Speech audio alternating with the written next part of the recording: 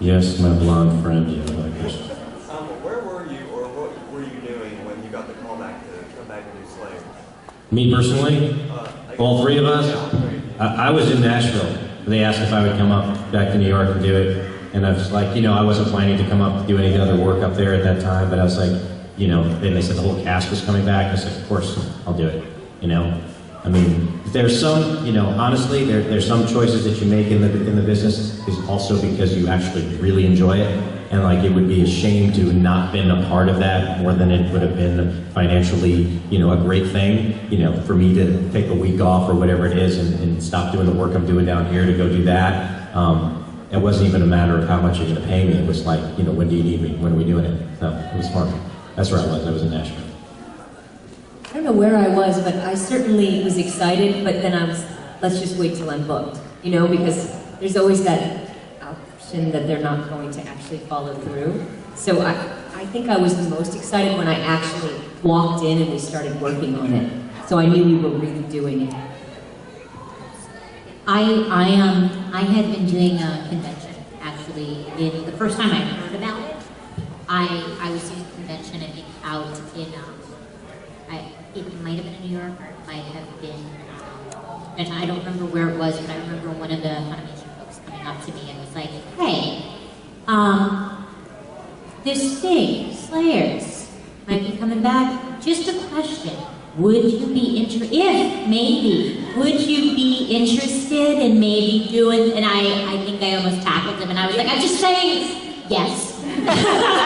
But then I was like Veronica, is that I was like, I was waiting to see, because from the point when I first heard about it to when it actually happened was over a year before I got the official like word that it was going to happen. So it was a little while. So at first it was like a fun sort of thing. And then I was like, oh, this is going to happen. And like Eric said, it was more just,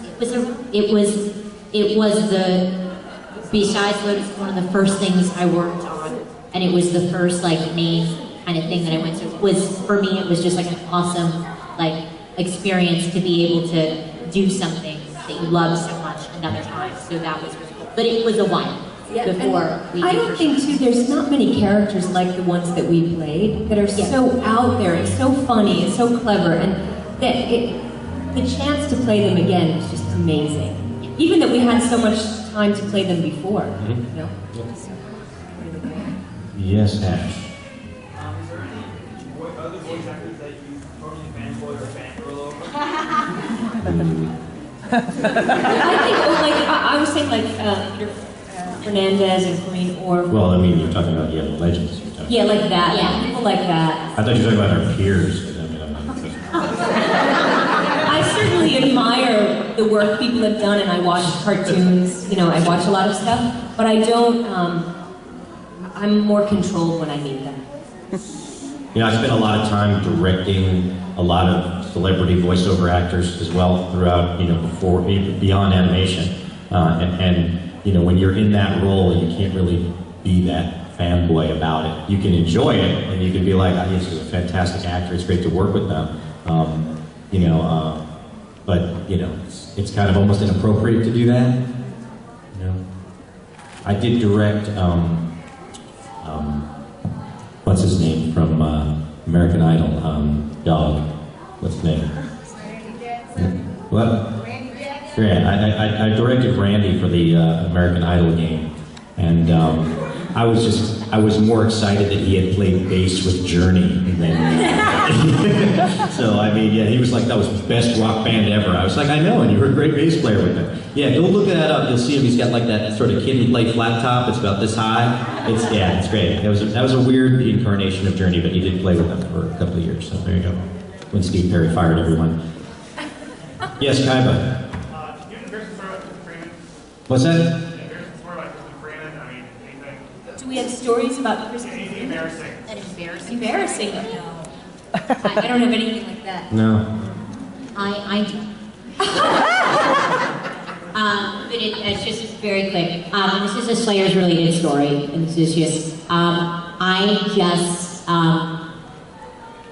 remember being in the booth, and I told a little bit of people before, and they would leave sort of like little time bombs in there of things that would happen, or people that they would say like outtakes. Oh yeah. And I will not say what it was. It did have to do with our friend, the demon beast Shabernito, or Shabernigodangadango.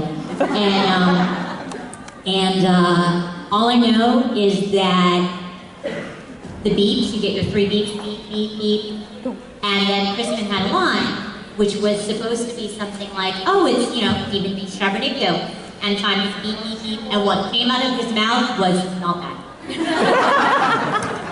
And I could not work for about like 10 minutes.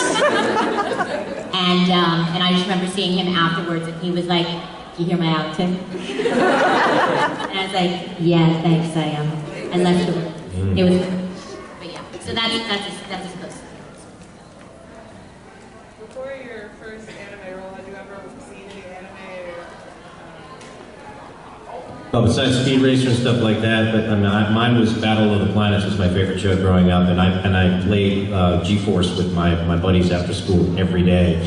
And of course I was Mark, because he was played by Casey Kasem, who basically I rip off for most of my characters. But I could do him even at age like 10, so, you know, yeah, so I was Mark, you know, transmute. You don't know that show? Wait. Is there anyone in this room who doesn't know what Battle of the Planets is? Does not know. G-Force? G-Force, it was given, it had 2 different names, depending on where you were in the country. Oh, wow. No, not that one. G-Force was the name of the team. They all had birds. They flew the fiery phoenix. I'm looking it up when I get home. Well, thank you all for And Zoltar joining was me. the enemy. Blonde, cool. No. Do you guys know Don't Voltron? look up. Yep. Voltron? I'm gonna wonder. Yep. Oh, good. Tiny Keon. Princess. Mark, Jason. Yeah. Yeah. Go find it. You have your assignments. Seriously. I just, of course, I watched all those, and as I told some people, my brother he was very much into anime, so I used to, because I was the younger sister, I would go and steal everything that was his, which is why he eventually stole my car, and without which I would not be here. But so the things that I had, some of the first things that I had also seen, I also saw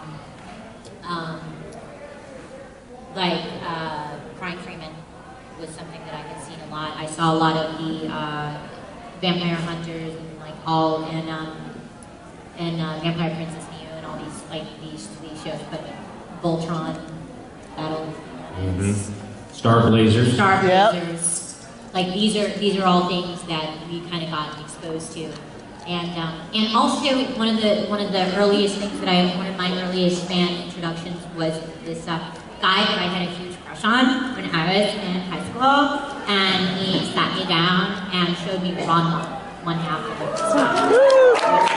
I was like, oh, that's totally cool. Never thinking that I would be in any way, shape, or form involved in that. Yeah. Good. Pick someone. You. Pick. Favorite voice name? Favorite scene? There was one scene where Amelia was standing at the very top of this church spire and just standing there and singing. And I love that because I think, I wish I could do that in my real life. I wouldn't get anywhere close to that in my real life. But the idea of being able to just stand there and just sing out, it's just so wonderful. I'm gonna stick with that. When I fought the giant chicken. It's always been my favorite scene. That's just it. When I fought the giant chicken. Yeah, I'll say there's a couple, but the first in the theme of the spire of being able to do something and thinking, oh, that would be so cool if you could do that, is the fact that I got to eat 27,000 plates of food and not gain a single pound. There you go. This, I was like, why can I not have this skill? I'm like, this would be awesome.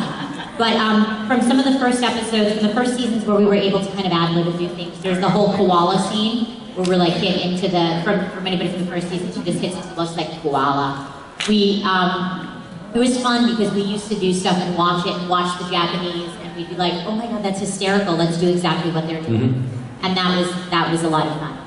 But yeah, there's a lot of like really cool fun stuff, and there's also the scene which the famous scene of us singing, where it suddenly turns into us singing in Japanese, which was a total bizarre. That was a lot of fun. I do not. Someone asked about that earlier. We do not have it memorized. Do not know it, the whole thing down. But that was absolutely hysterical to like record and watch.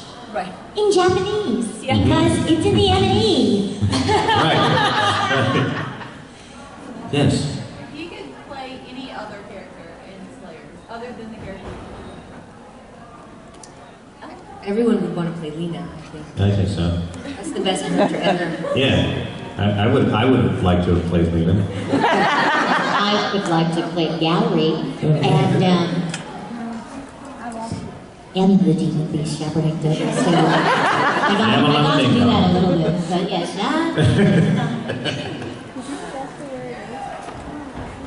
Yes, in the red jacket. Okay, I have a request. Okay. sure. Both Lisa and Veronica. Well, Lisa, can you do the Ragna Blade chant, and Veronica, the Amelia's Hammer of Justice? I do not have I have the Dragon Slave memorized. I cannot do the Ragna Blade chant, but I will do that at the end once we're all done. Fantastic. Once we get past like all the questions, we'll do stuff. Cool. That's good. That's good. All right, what else we got? We got a couple more minutes, right? Oh, Yeah, sorry. can you give us a 5? Can we get like a 5 minute or something like that so we know? In one of the episodes of Slayers Next, where they were went to a temple to find a skull book, and they kind of sat. The Claire Bible journey? Yes. Yeah. And kind of, and then when you first heard the script, it kind of reminded you of they do sound like it came from like it might look like it came from an Indiana Jones experience. Oh, yeah, it totally had like an Indiana Jones feel. We were going through the ruins, going through all stuff. It was very cool. And I think we ran away from boulders a lot. I actually think so. Oh, okay. And I will say this because this reminded me of it. One of my other favorite moments from the series is the bizarre moment with the evil knife. You guys know what I'm talking about, where like the guy comes out and it's just like weird. I remember watching that and being like, what the heck? And it was good. But yes, we had a lot of Indiana Jones moments and some really great pirate moments, which I felt were really good. Can't go wrong with that. The young lady